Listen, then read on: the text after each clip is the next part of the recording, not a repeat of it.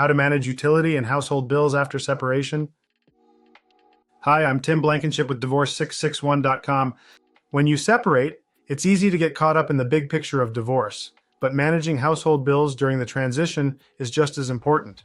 Whether you're staying in the home or moving out, making sure utilities and shared expenses are handled properly avoids financial headaches and protects your credit. Let's talk about how to stay on top of it. First, make a complete list of all your household bills: utilities, internet, garbage, water, streaming services, security systems, anything tied to the home. Decide who will be responsible for each bill during the separation, and make sure both parties are clear on the arrangement. Next, separate accounts where possible. If you're moving out, set up new accounts for your new residence.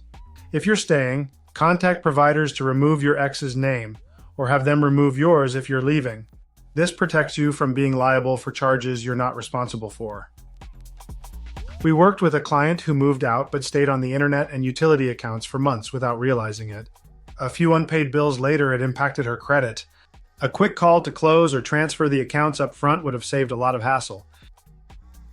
At Divorce 661, we help clients think through the real-life details that come with separation and divorce, not just the legal filings. We provide post-divorce checklists to make sure nothing like unpaid utilities sneaks up on you later. Also, be sure to update your mailing address and contact information with each utility company. That way you'll get final bills, refunds, or deposit returns without delays, or risking late fees you didn't know about. If you're going through a separation and want help organizing your legal and financial steps, visit divorce661.com for a free consultation. We'll help you protect your credit, stay organized, and move forward with confidence.